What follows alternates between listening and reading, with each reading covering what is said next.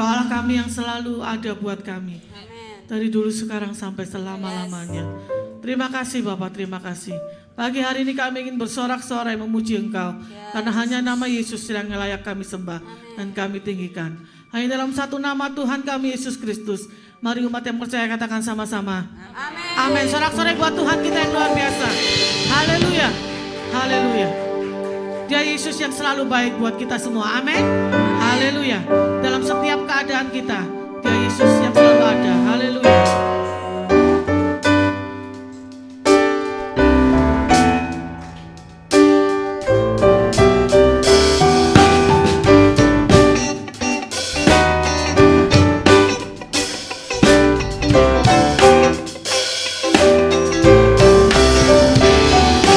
Kau satu penuh kasih, dua penuh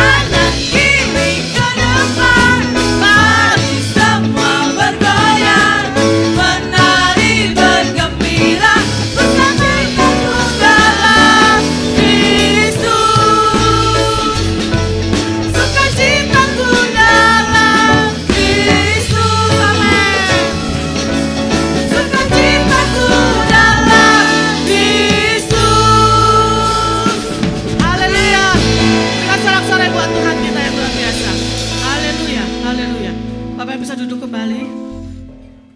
Haleluya Tuhan. Terima kasih. Kalau Tuhan selalu ada buat kita semua, dalam kesukaan, dalam kesedihan kita, apapun keadaan kita, Tuhan ada buat kita. Amin. Haleluya.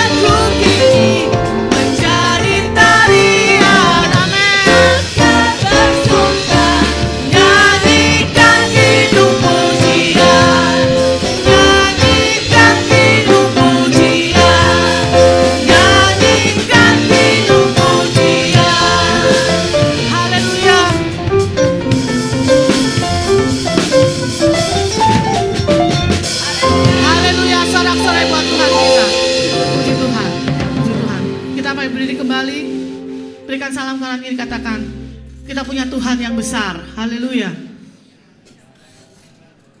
Hanya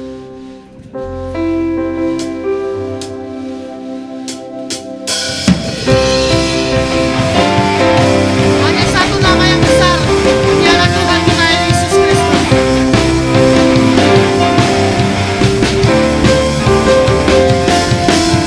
Satu nama yang besar, hanyalah namamu Tuhan. Gunung batu kekuatan, hanyalah namamu Tuhan. Tak terbatas kuasa-Mu Tuhan. Ajaib, ajaib hebat, Raja perkasa. Kami bawa pujian, nyanyian kemenangan, masuki gerbang-Mu, hati kami bersuka. Tangan kami angkat, sorakan kemenangan, terpujilah namamu, Yesus Raja, segala raja.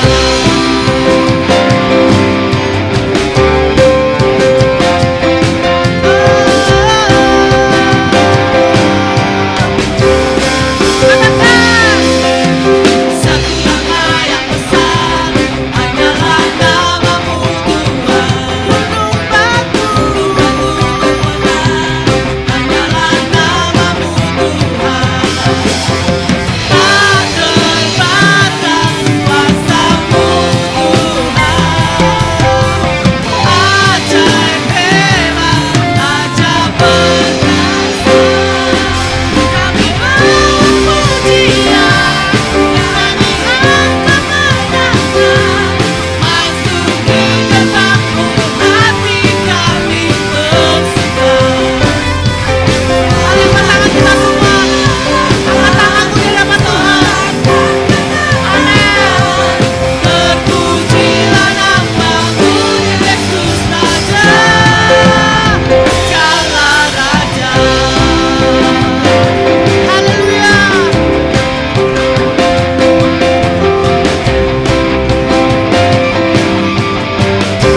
Hanya satu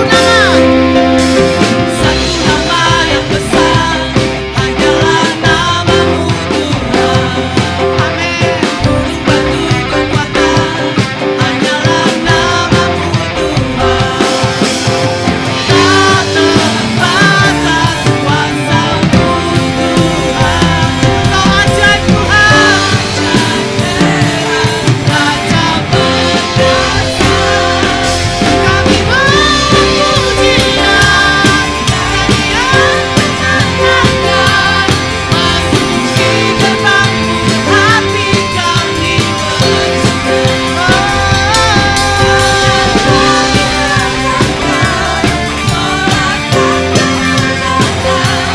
Terpujilah namamu, Yesus Raja. Kami bawa pujian, nyanyian kemenangan, masuki gerbang-Mu, hati kami bersuka. Tangan kami angkat, sorakan kemenangan, terpujilah namamu, Yesus Raja, segala raja. Haleluya.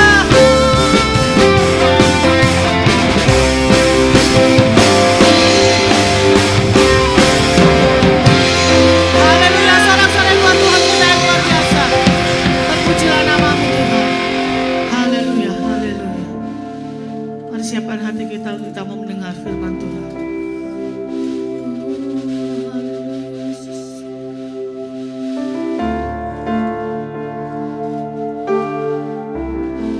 Engkau Tuhan yang selalu ada buat kami. Engkau Allah yang sanggup melakukan banyak perkara yang ajaib buat kami Tuhan.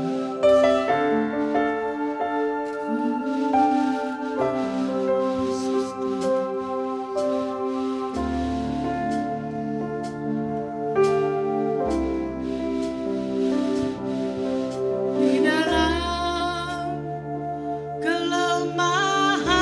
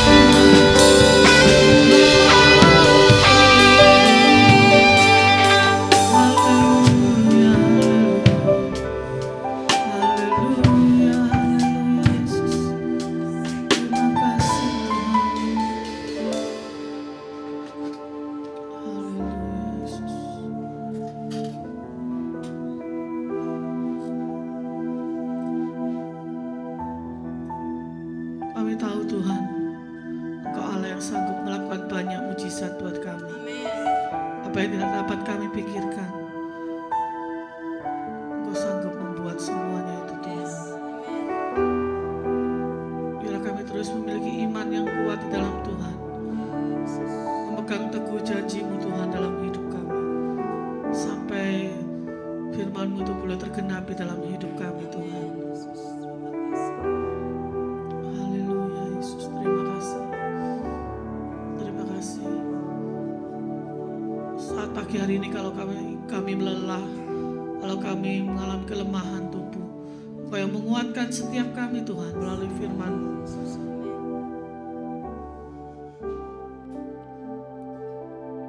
Engkau yang menyembuhkan setiap sakit penyakit kami.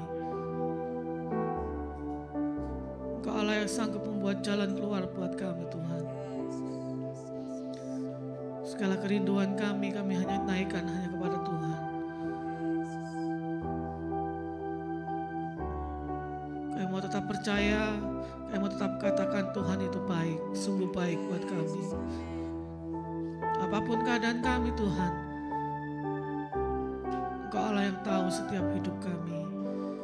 Terima kasih Tuhan, terima kasih. Mari berbicara kepada kami. Biarlah Engkau Tuhan yang terus mengurapi hamba-Mu yang akan menyampaikan firman-Mu. Biarlah utusan dari Tuhan, otoritas, kekuasaan, pengurapan dari Tuhan boleh ada dalam setiap hamba-Mu pada pagi hari ini. Terima kasih Tuhan. Kami siap mendengar firman-Mu dan kami mau melakukan firman-Mu dalam hidup kami. Hanya dalam satu nama Tuhan kami, Yesus Kristus. Haleluya. Amin.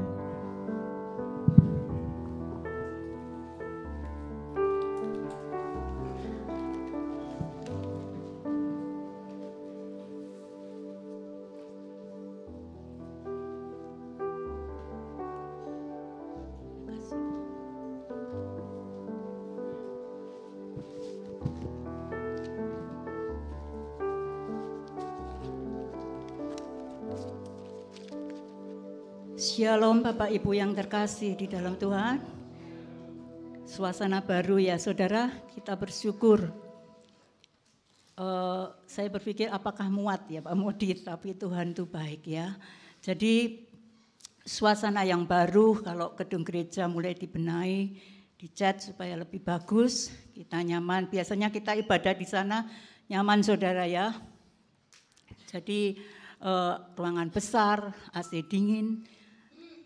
Tapi di sini kita sementara katanya Bu Nike. WA yang masuk tadi malam kalau memang senangannya dingin karena kepansan boleh bawa AC yang ini ya saudara, yang AC alam yang dipegang di tangan. Puji Tuhan saudara. Saya bersyukur untuk kesempatan yang Tuhan berikan buat saya dari Bapak Gembala untuk menyampaikan kebenaran firman Tuhan.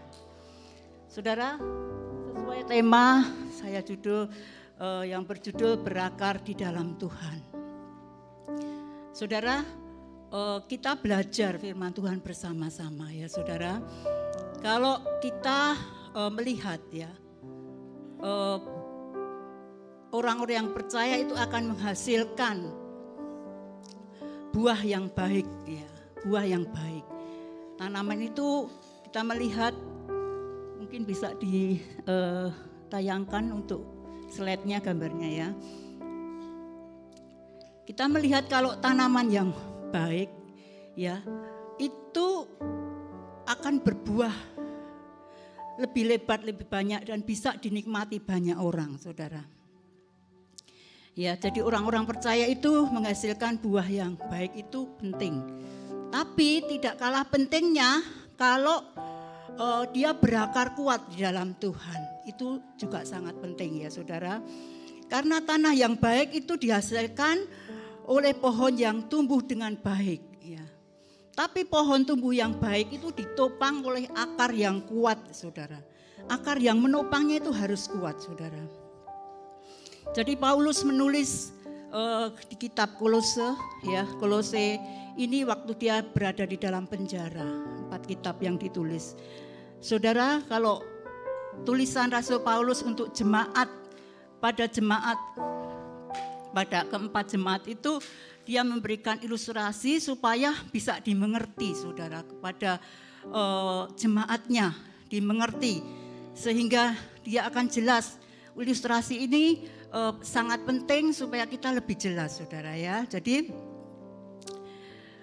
Paulus juga memakai arsitek sebuah bangunan ya. Jadi kalau melihat seorang ahli bangunan itu, arsitek itu dia bangun dengan megah, dengan bagus ya. Itu juga ada di situ. Dan juga Timotius juga mengatakan kita itu juga seperti prajurit ya, olahragawan yang menjadi pemenang, prajurit Kristus, seperti tema tahun ini, prajurit Kristus yang siap untuk bertempur iman kita.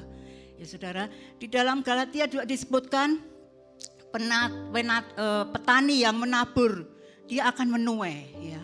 Nah, di dalam Kolose ini kita berakar di dalam Kristus ya saudara.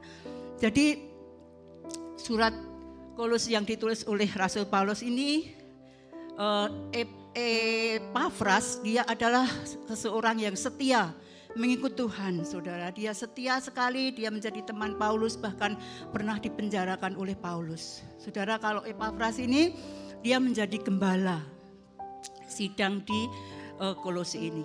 Saudara, kita melihat bagaimana Paulus menuliskan kitab Kolose ini ya saudara kepada jemaatnya, di mana penduduk itu banyak dari berbagai macam bangsa ya saudara. Jadi dia ada negara yang terkenal, negara Frigia, dia juga dihuni oleh pribumi, yang juga dia ada beberapa dari negara-negara lain saudara. Jadi kita melihat bagaimana di Frigia ini ada ilmu klinik atau ilmu mistik ya, yang bersifat tidak mantap saudara. Jadi bagaimana Paulus di dalam penjara ingin menguatkan jemaatnya di Kolose supaya hidup lebih berakar di dalam Tuhan. Ya, jadi kita melihat di sini, tapi ada sekte-sekte aliran sesat ya yang disebut Gnosticisme ya. Jadi dia disebut di sini dia mempunyai tujuan untuk mengurangi kekristenan yang ada pada saat itu. Karena dia di dalam satu filsafat supaya dia hidup harmonis dengan ajaran penyembah berhala. Jadi tujuannya aliran sesat itu menyesatkan orang-orang Kristen pada saat itu. Ada dua sekte, yaitu aliran sesat, yaitu yang pertama Gnosis yang penganut ajaran Karentius ya. Jadi ajaran Karentius ini melawan Rasul Yohanes ya. Dia menyangkal kealahan Yesus ya. Dia menyangkal kealahan Yesus. Dia mengajar bahwa Aion Kristus itu turun ke atas manusia Yesus waktu dia dalam saat pembaptisan, dan dia meninggalkan waktu akan kematiannya Yesus ya. Itu aliran sesat yang pertama, aliran sesat Karentius. Yang kedua sekte Gnostik Dekotis ya. Jadi dari kata dekoe dalam bahasa Yunani dikatakan penampakan diri. Di sini golongan ini menyangkal kemanusiaan Yesus ya saudara. Kemanusiaan Kristus, mereka mengajar bahwa Kristus tidak memiliki tubuh yang sesungguhnya. Ia hanya menampaknya mempunyai tubuh manusia, tapi ia adalah hantu ya. Ini sangat-sangat sesat ya saudara. Jadi aliran-aliran sesat ini yang harus diluruskan sehingga jemaat yang di Kolose yang dipimpin, digembalakan oleh Epafras ini tidak menyimpang pada firman Tuhan. Saudara, kita berbicara tentang akar ya. Gambar di depan ini adalah akar. Akar itu ditanam di dalam tanah, di dalam kedalaman tanah. Jadi akar ini berbicara tentang kedalaman. Kita baca dulu dalam Kolose 2 ayat 7.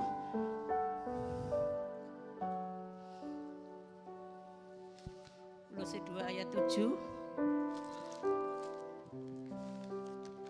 Hendaklah kamu berakar di dalam Dia dan dibangun di atas Dia. Hendaklah kamu bertambah teguh dalam iman yang telah diajarkan kepadamu. Hendaklah hatimu melimpah dengan syukur. Ya. Ini jelas dikatakan hendaklah kamu berakar di dalam Dia.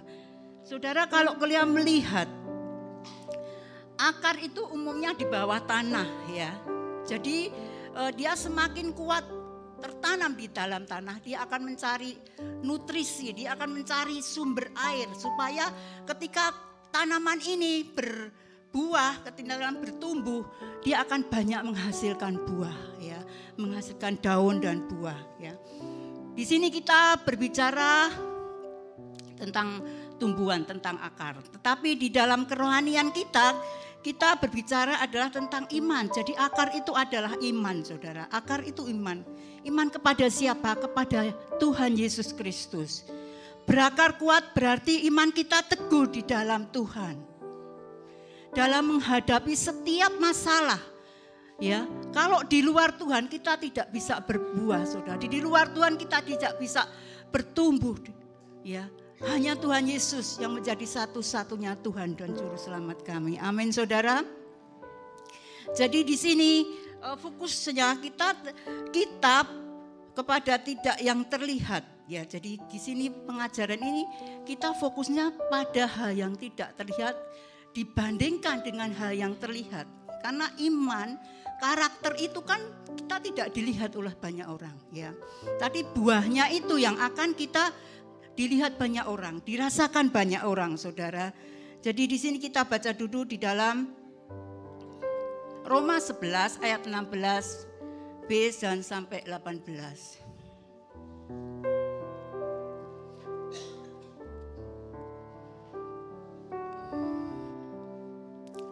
Roma 11 yang 16b.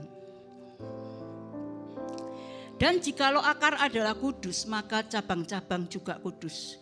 Karena itu apabila beberapa cabang telah dipatahkan dan kamu sebagai tunas liar telah dicangkokkan di antaranya dan turut mendapat bagian dalam akar pohon zaitun yang penuh getah.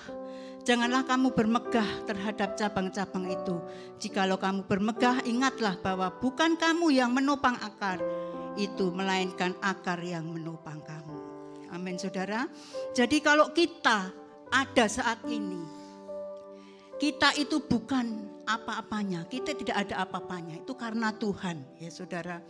Jadi kita melihat bahwa kita sebagai anak-anak Tuhan yang dulu kita itu masih belum diselamatkan, ya, belum diselamatkan, belum percaya Tuhan. Dan ketika kita sudah percaya Tuhan, kita terima Tuhan Yesus sebagai Tuhan dan Juru Selamat kita, ya, kita dibaptis, ya, dosa-dosa kita sudah dihapuskan, ya, dikubur bersama Tuhan, dan kita hidup baru di dalam Tuhan, saudara.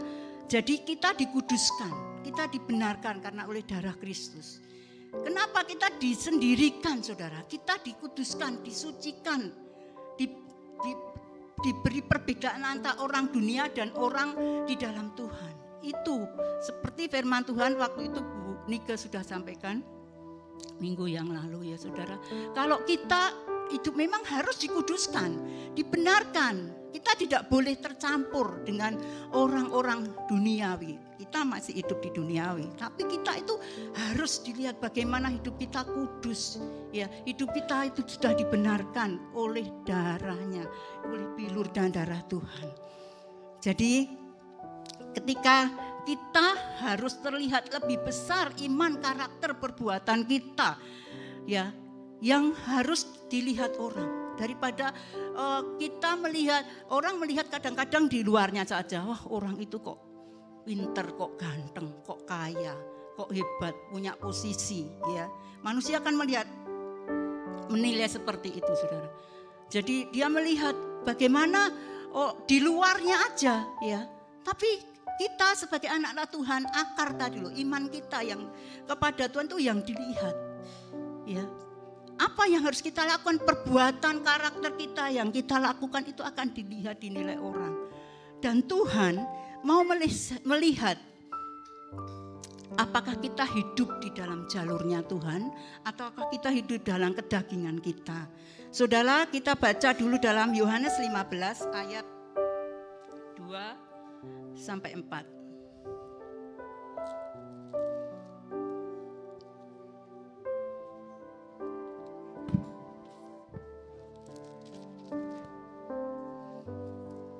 Yohanes 15 ya, ayat 2 sampai 4.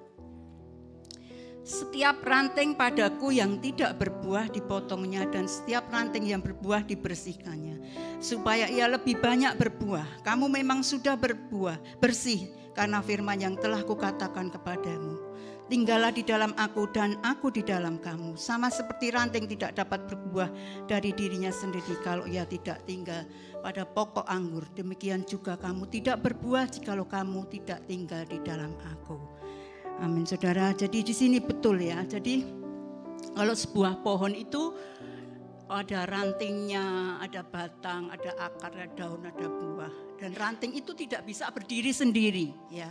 Dia akan nempel di pohon, di batangnya, di batang pohon yang kuat itu. Dia tidak bisa hidup sendiri. Begitu juga dengan kita. Kalau kita di luar Tuhan, saudara, kita tidak bisa berbuah ya.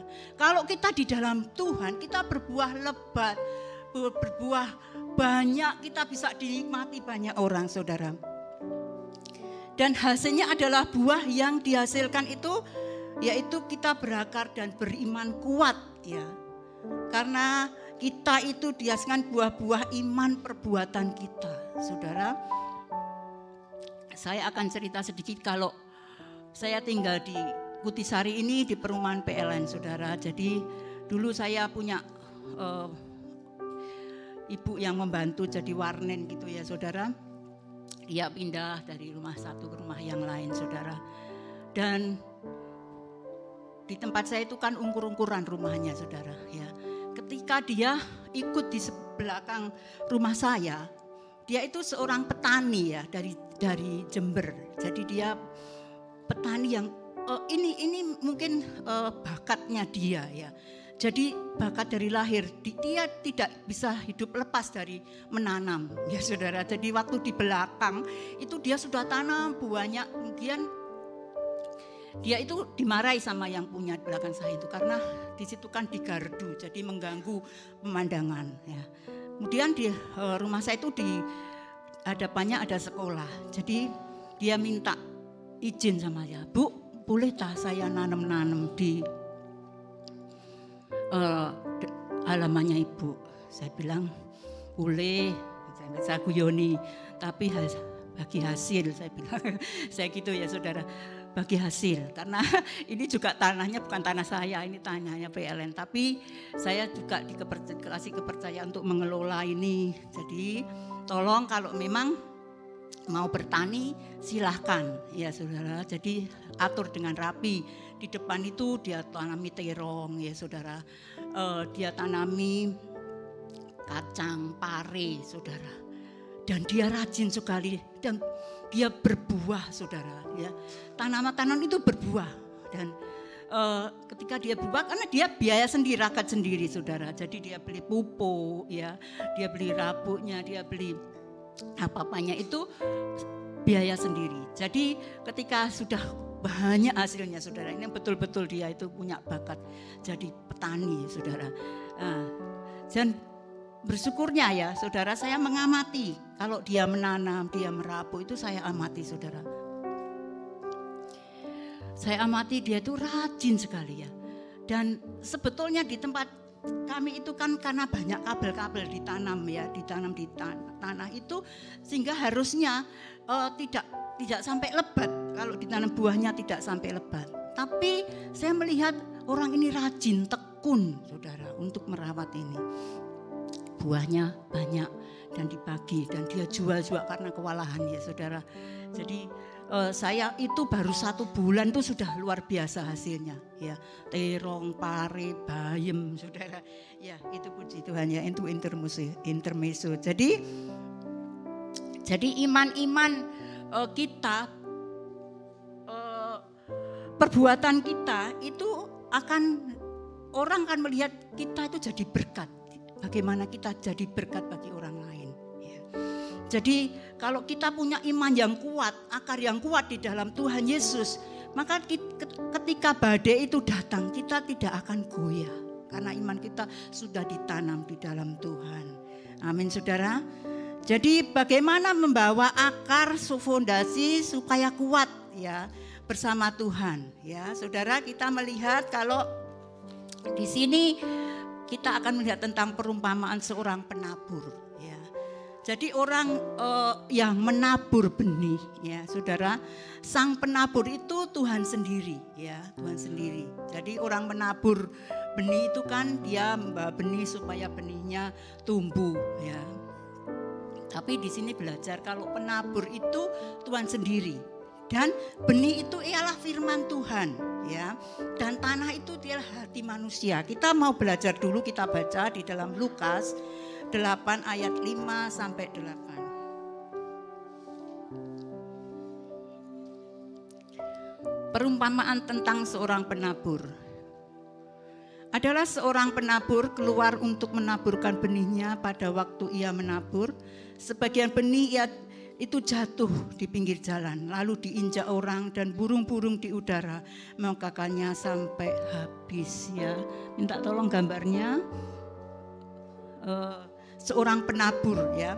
Jadi yang pertama, orang penabur itu menabur di pinggir jalan, saudara, ya.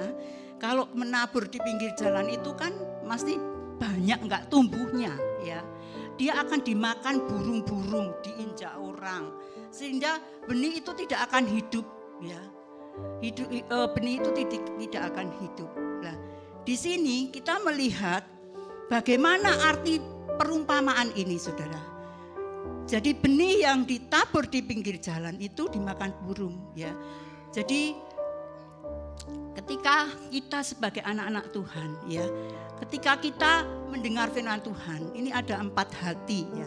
4 hati benih itu tadi kan ditabur, benih itu firman Tuhan, 4 hati. Ketika kita mendengar firman Tuhan, ya, kita melihat seperti yang pertama tadi, ya, orang menabur di pinggir jalan, ya.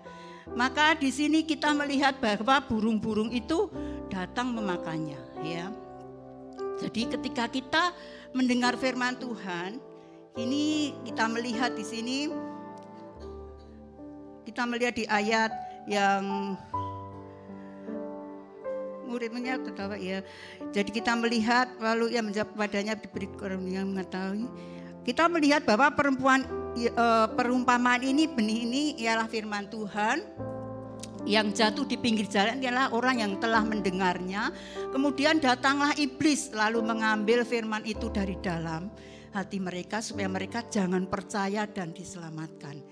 Kita melihat waktu itu Tuhan mengajar kepada murid-muridnya tentang perumpamaan itu kan banyak orang Farisi, ya, juga banyak orang ahli-ahli Taurat, orang-orang yang banyak yang tidak percaya, ya. Kita melihat bahwa firman Tuhan itu yang ditaburkan di pinggir jalan itu orang-orang itu tidak mendengarnya dengan sungguh-sungguh, ya.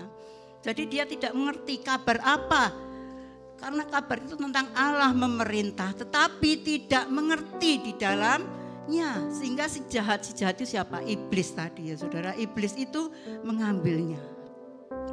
Sehingga kita supaya tidak diselamatkan. Supaya orang-orang yang percaya, orang-orang yang dengar firman Tuhan dicuri iblis. Makanya kalau kita dengar firman Tuhan, kita dengar sungguh-sungguh, ya. Kita jangan main HP sendiri, ya. Pikirkan kita datang ke sini fokus dengar firman Tuhan, fokus beribadah. Jangan pikirkan tadi masakku komporku belum tak pateni, ya. Tadi janganku kok belum tak entas, ya. Tadi magicomku kok belum tak copot, nanti gosong nasinya, ya. Macam-macam, ya saudara. Jadi iblis itu suka. Dia suka orang yang seperti itu. Ya, ketika dengar firman Tuhan pikirannya gelambrang kemana-mana, ya, tidak fokus, sehingga iblis itu senang, ya saudara, ya. Jadi orang yang suka tidak fokus kepada Tuhan itu ada iblis sangat menyenanginya, ya saudara. Jadi seperti ajaran-ajaran sesat itu yang sekarang banyak, ya, di mana-mana merajalela supaya orang Kristen itu tidak percaya kepada Tuhan Yesus yang menjadi Tuhan dan Juru Selamat, ya. Banyak ajaran sesat, saudara. Kalau saya dulu waktu di Solo, saya lihat ada seseorang, ya, kita melihat gereja Saksi Yehova itu kan pakaiannya putih-putih ya saudara. Waktu itu ada keponakan saya, dia didatangi saudara, didatangi orang-orang ini ya, dan dia sasarannya anak-anak Tuhan, dia putar balikkan firman Tuhan ya. Jadi dia katakan Yesus adalah ciptaan ya. Jadi ada ponakan saya itu dia mendengar, dia sempat goyah ya saudara, terus saya datangi, hati-hati ya kalau ada orang datang dia bawa Alkitab ya, terus kamu bilang saja, aku sudah punya gereja sendiri, aku punya Alkitab sendiri, jadi maaf, jangan memaksa ya saudara, saya kasih itu, jangan memaksa kalau ayah harus ikut aliran lain. Kenapa saudara kita perlunya tertanam di gereja lokal ya saudara, ajaran firman Tuhan yang benar ya. Saudara, kalau kita suka berjalan-jalan ke gereja-gereja yang lain ya saudara, ya mungkin kita boleh jajan-jajan sebentar ya. Ada yang suka jajan capcay, ada yang suka jajan sate ya. Tapi kita tetap harus tertanam di gereja lokal supaya itu bertumbuh, dibimbing. Bapak Gembala di sini sudah membimbing dengan kerohanian kita ya, mengatur bagaimana supaya kerohanian kita bisa bertumbuh, berakar di dalam Tuhan ya. Ada amin saudara. Jadi yang kedua ialah benih yang jatuh di dalam batu-batu ya saudara. Di sini dikatakan sebagian jatuh di tanah yang berbatu-batu dan setelah tumbuh ia menjadi kering karena tidak mendapat air. Saudara, kita melihat bagaimana kalau pohon itu bertumbuh, pasti dia akarnya itu harus mendapat nutrisi air ya, vitamin supaya tumbuh kuat. Tapi kalau pohon itu ditanam di batu-batu ya, dia tidak mendapat cukup air saudara ya. Dia tidak mendapat cukup air ya. Ketika dia tumbuh tidak akan bertahan lama. Saudara, orang percaya, kita sebagai anak Tuhan percaya sebentar saja ya. Kemudian firman Tuhan yang kita dengar kita tidak bisa memahami secara mendalam ya kalau ditanam tadi. Jadi dia diartikan di sini kita harus ditanam di rumah Tuhan itu kita harus menyadari konsekuensi sehingga tidak mundur ya, sehingga kita tidak jatuh di dalam badai, tidak jatuh di dalam topan yang besar, badai yang besar ya. Nah, orang-orang seperti ini saudara ya, kalau kita melihat di sini banyak orang dia senang-senang ya, dia senang-senang gembira ya, karena benih itu jatuh dalam batu-batu. Dia dengar firman Tuhan, dia gembira ya. Apalagi kalau ngomong soal berkat-berkat ya, senang sekali. Tapi dia tidak berakar sehingga di dalam masa pencobaan tidak kuat sehingga murtad, saudara. Karena yang jatuh di batu-batu ini kan tanahnya tipis ya, kurang air ya saudara. Jadi kalau kita melihat orang yang murtad saudara, itu karena dia senang sekali dengar firman ya. Dia dengar firman, dia percaya saja sebentar, tidak memahami sampai mendalam ya.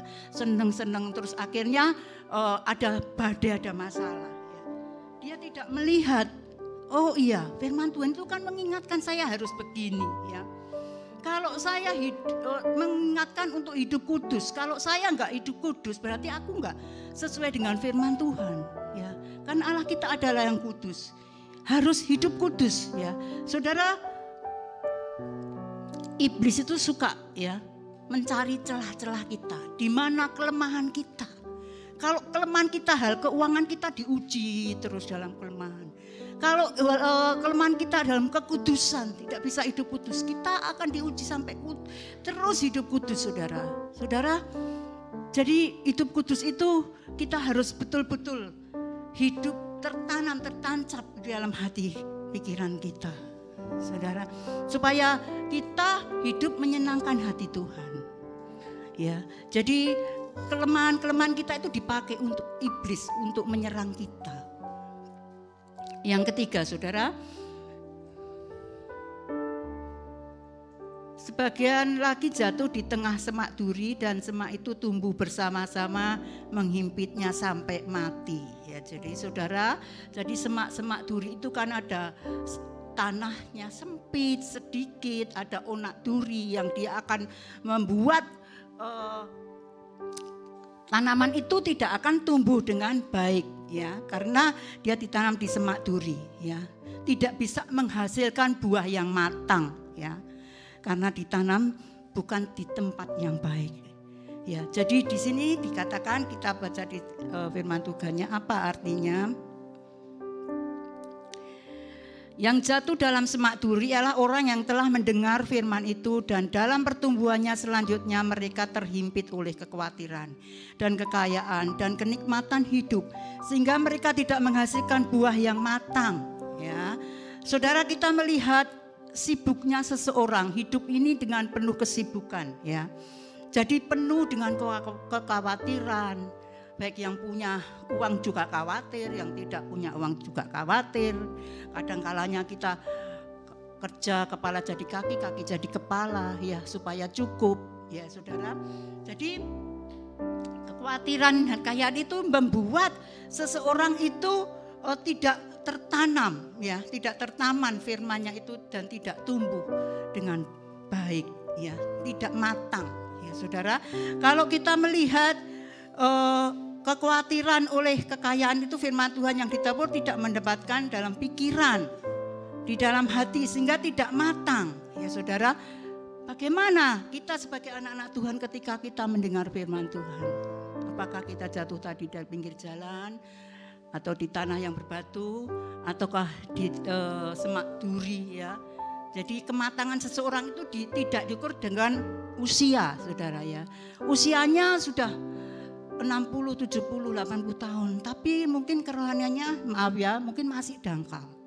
Kemarin saya kenalan dengan seseorang ketika saya menjemput cucu saya. Depannya itu kan puskesmas. Jadi ibu ini periksa di puskesmas, ya. Dia sudah usia dan agak-agak pikun, saudara. Anaknya meninggalkan, jadi dia tidak ditunggui, dia sendiri, ya saudara. Dia cari Gojek nggak bisa, mau aplikasi Gojek.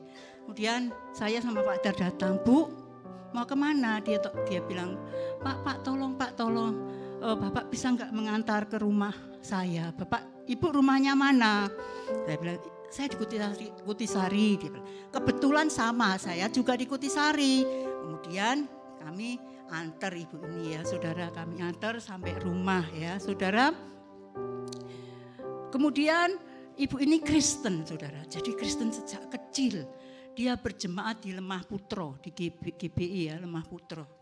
Kemudian dia punya anak 4, ya, yang 3 di Jakarta, yang 1 di Surabaya. Ini hidup dengan anak yang terakhir yang di Surabaya, saudara. Kemudian dia banyak sering sharing sama saya, telepon, saya kasih renungan itu dia baca, ya saudara. Jadi dia pernah ke rumah itu 3 kali. Nah, singkat cerita, yang terakhir itu ke rumah, saudara. Dia sharing, dia curhat anaknya yang dia campur dengan dia itu, saudara. Dia bilang kalau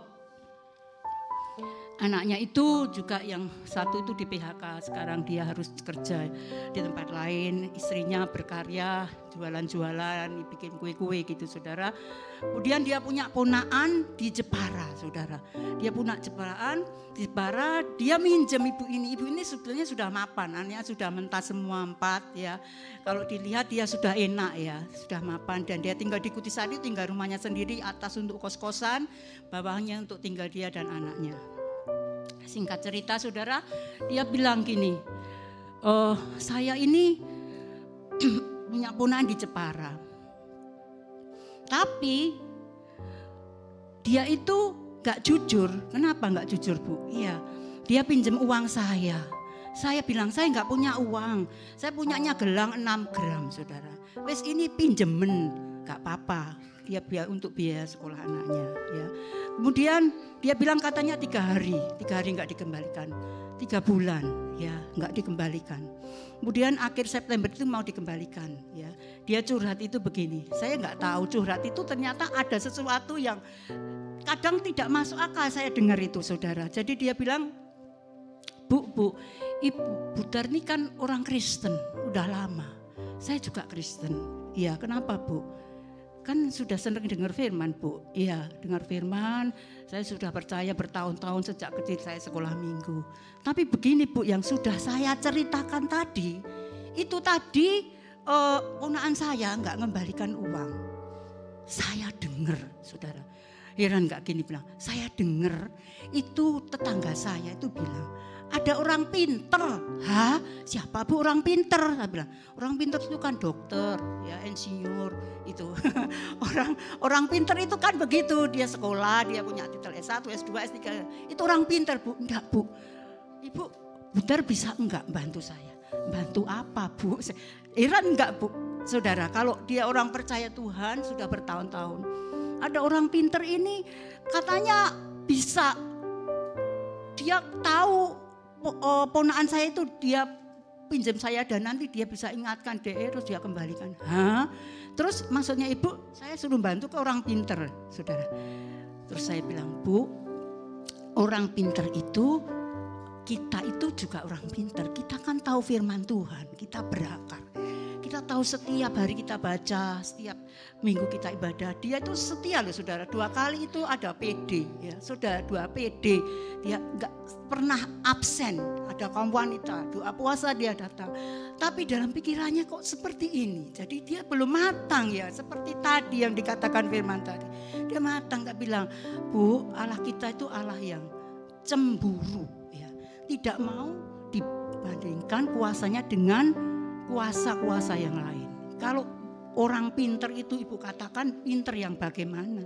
Yang tahu tak itu dia pakai kuasa gelap, Bu, saya bilang gitu. Lah, orang yang pakai kuasa gelap itu mungkin dalam pikirannya bisa menolong ya. Yang usaha mungkin bisa lancar usahanya ya.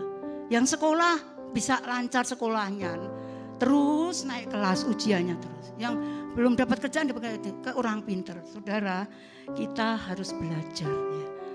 Jangan sampai kita tertipu ya dengan ajaran-ajaran yang tidak benar. Kita tahu firman.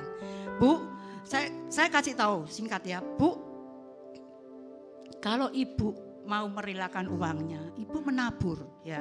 Tapi kalau Ibu mau mendoakan mereka biar dia diberkati Tuhan, satu saat dia bisa kembalikan gelangnya Ibu. Bukan untuk Ibu cari orang pinter ke dukun. Orang pinter yang bisa membantu itu siapa? Hanya Tuhan yang tahu ya. Kadang-kalanya kita disuruh Tuhan untuk menabur Bu. Jadi nggak tahu, mungkin orang ini juga butuh. Kalau usumpanya dicicil uang itu ya nggak apa-apa dicicil. Jadi jangan harapkan kembalikan semua. Jadi hatinya Ibu sudah tua, sudah mengerti firman, harus bertumbuh berbuah di dalam Tuhan. Amin saudara.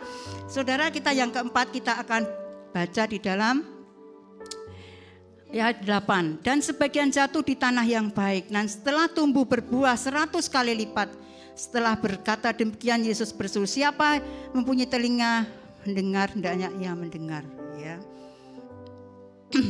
Yang jatuh di tanah yang baik itu ialah orang yang setelah mendengar firman itu menyimpannya dalam hati dan baik dan mengeluarkan buah dalam ketekunan ya. Saudara tahu ya saudara, ketika firman disampaikan ya, kita kepingin ya, kita minta firman Tuhan itu jatuh di tanah yang baik ya saudara. Kita mendengar, kita menyimpan. Dan ketika kita mendengar menyimpan, itu akan mengeluarkan buah-buah 100 kali lipat ketekunan ya. Dalam hal ketekunan ada 3 hal ya. Jadi ketika kita mendengar firman Tuhan ada 3 hal. Yang pertama mendengar penuh perhatian saudara. Yang kedua mencamkan apa yang didengar ya. Jadi kita mendengar perhatian apa yang didengar, memikirkan secara mendalam sampai menemukan arti firman yang sesungguhnya. Jadi klik kalau kita nggak tahu tanya kepada Bapak Gembala, tanya yang lebih tahu. Oh, firman Tuhan itu seperti ini. Jadi Tuhan kalau mengajarkan pada murid itu tentang perumpamaan, itu supaya kita lebih diterangkan di dalam suratnya Rasul Paulus supaya lebih jelas, saudara. Jadi kalau kita yang pertama mendengar, penuh perhatian, mencamkan apa yang kita dengar tadi dan secara mendalam sampai menemukan arti yang sesungguhnya. Yang ketiga, berbuat apa yang dicamkan, ya, sesudah mendengar, berbuat apa yang sudah dicamkan tadi, kemudian menghasilkan buah yang baik untuk kemuliaan Tuhan, bukan untuk diri kita sendiri, ya, untuk kemuliaan Tuhan. Jadi 100 kali lipat yang firman. Ketika kita mendengar firman Tuhan, yang suka datang doa malam, ya, dengar dari radio, ya, tentang khotbah-khotbah, dengar hari Minggu di gereja, ya, dengar firman Tuhan di mana kita berada. Itu kita harus betul-betul mendengar, mencamkan dan melakukan firman Tuhan itu. Sehingga firman Tuhan tadi tidak dicuri iblis, ya. Sehingga Tuhan melihat buah-buah yang kita lakukan itu buah bisa menyenangkan hati Tuhan, untuk kemuliaan Tuhan, dan bisa dampaknya itu bisa dilihat orang lain, dinilai orang lain. Oh iya, orang Kristen ini dia suka dengar firman Tuhan, makanya nggak mau dia diajak pergi ke dukun, karena hanya Tuhan saja yang bisa menolong satu-satunya. Saudara, sorry ya saudara, banyak kesaksian. Sebelum saya Mbak Firman itu ada tetangga di seberang namanya Bu Agus, pernah dulu ke gereja sini, ya. Bapak Ibu Gembala juga pernah ke rumahnya Pak Gembala, ya. Saudara, dia datang ke rumah, ya saudara. Kemudian dia bilang, cerita, memang suami istri ini kurang harmonis, ya saudara. Jadi nggak tahu siji ngalor siji ngidul gitu, ya saudara. Kalau ke gereja nggak mau bareng, ya.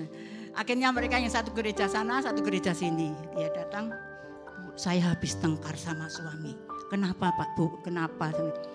Nah gini, suami saya itu kan suka tanaman, ya.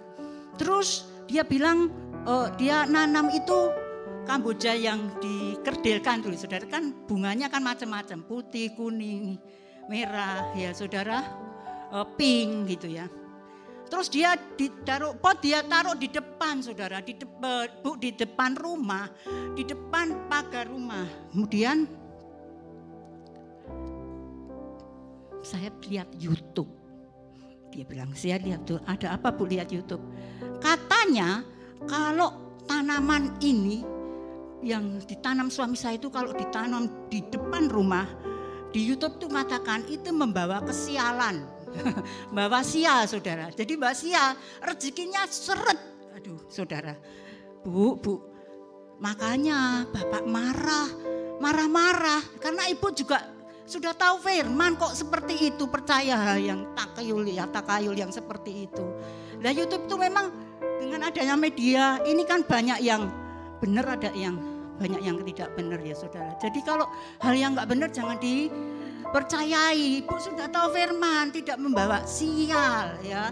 Banyak orang menanam, itu saya juga menanam, tapi saya belum berbunga. Ibu sudah berbunga itu bersyukur. Ya saya itu nggak suka tanaman, yang suka tanaman suami saya seperti Bapak Gembala, ya suka menanam, saudara, ya. Jadi jangan percaya hal yang tidak benar, yang tidak sesuai dengan firman Tuhan. Bu, Ibu bertobat ya. Sekarang Ibu bilang, minta maaf sama suami. Kalau dia dilihat, dicari mana tanamanku, ternyata sama suami itu, sama istrinya tadi ditaruh di agak jauh di luar. Padahal dia senang karena berbunga, ditaruh di depan, ya. Jadi agak jauh, dia marah-marah, saudara. Ya seperti itu rumah tangga, ya saudara. Jadi kita itu harus harmonis. Jadi kemudian sadar dengan eliminasi, apa eliminasi itu? Masalah yang ada, ya. Kenapa benih tidak bertumbuh? Kita baca dalam dulu Mazmur 126.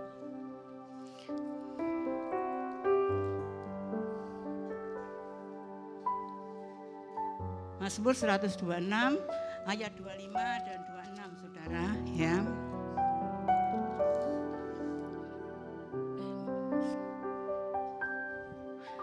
ayat 5 dan 6, ayat 5 dan 6 ya. Jadi di sini dikatakan bahwa orang-orang yang menabur dengan mencucurkan air mata akan menuai dengan sorak-sorai ya.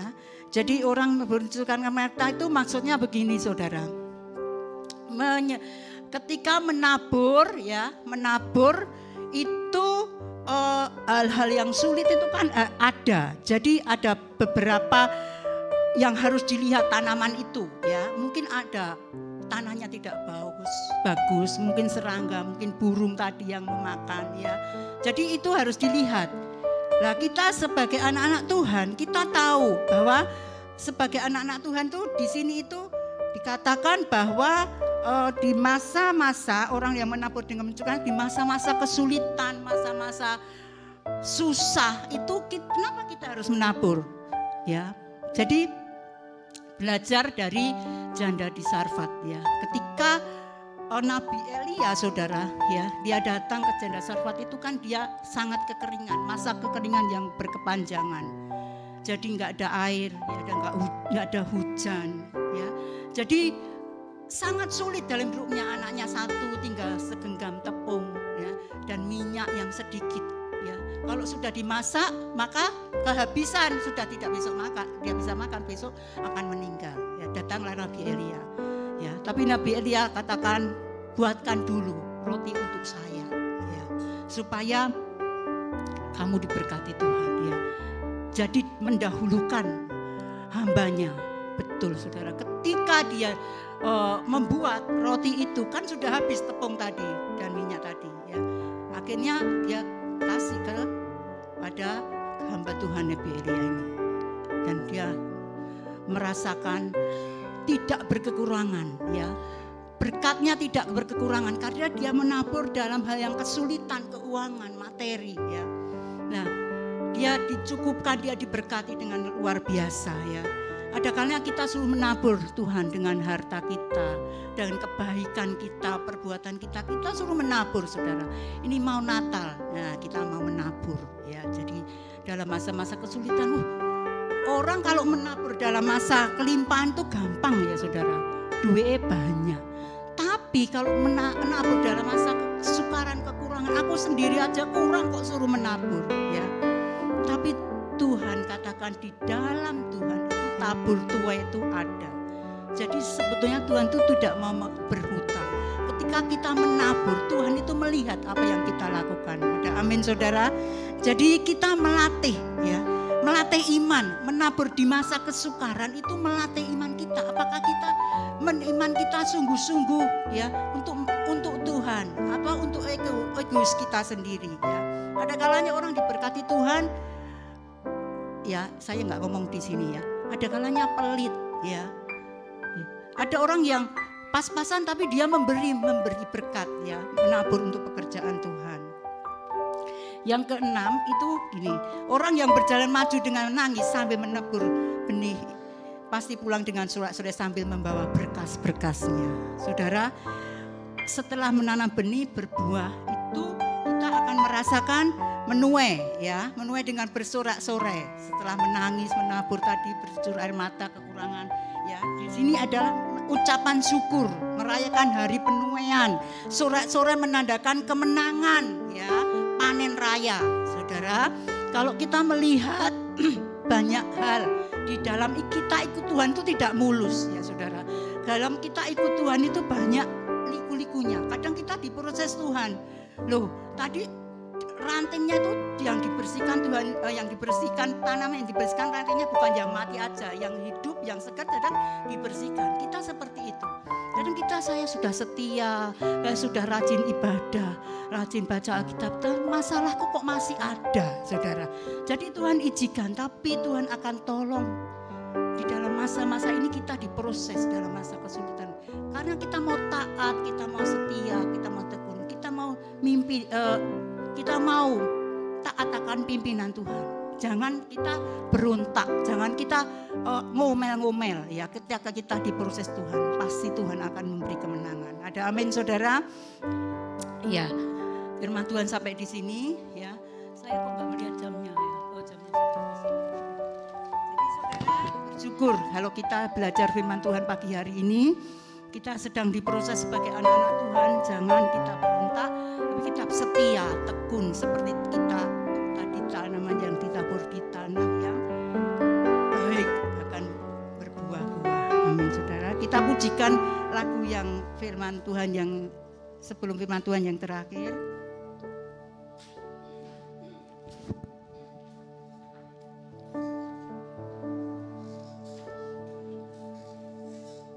Refnya aja ya, ini refnya ya. Biasanya di sana ada tulisan, ini enggak ada. Haleluya, terima kasih.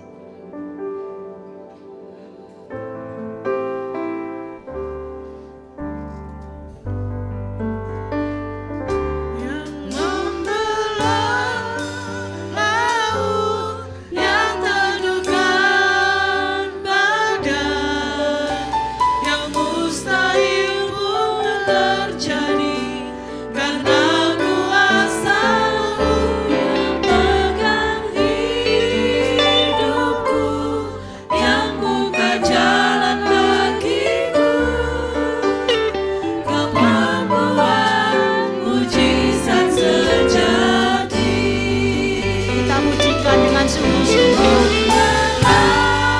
Waktu dan tempat saya kembalikan pada Bapak Gembala.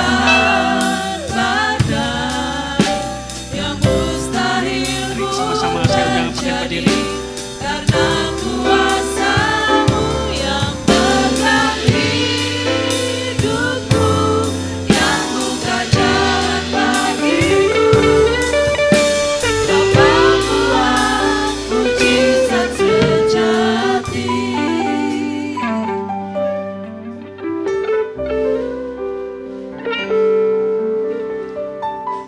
Kita sama-sama renungkan firman Tuhan sejenak.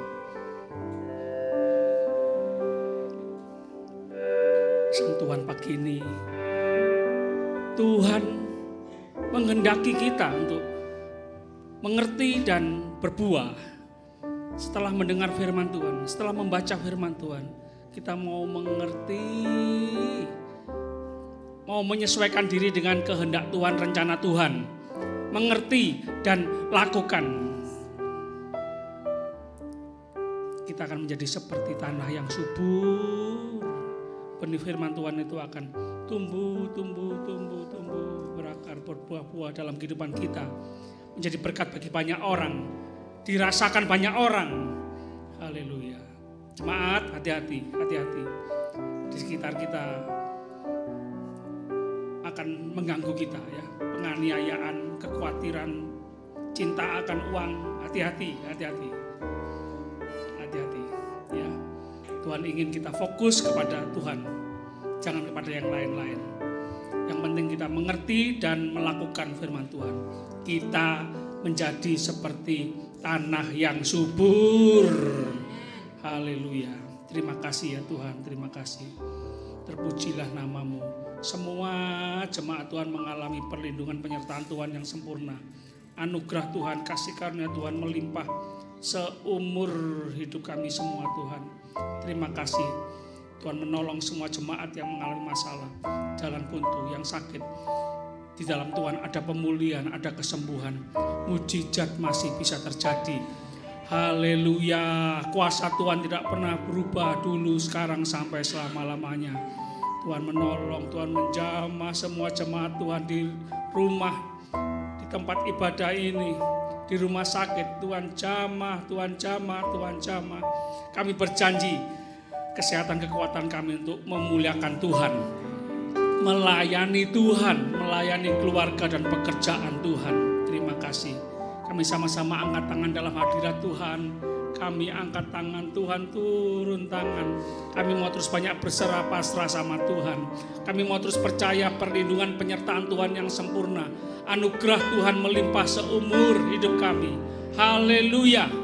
Haleluya. Tuhan menjawab doa kami lebih banyak, lebih sempurna. Kami berdoa, percaya, bersyukur demi nama Bapa, Putra, Roh Kudus, Allah yang esa yang kami kenal dalam nama Tuhan Yesus Kristus, Tuhan dan Juru Selamat kami yang hidup, yang punya kuasa surga dan bumi. Haleluya. Semua yang percaya sama-sama katakan amin. Selamat pagi, Tuhan Yesus memberkati.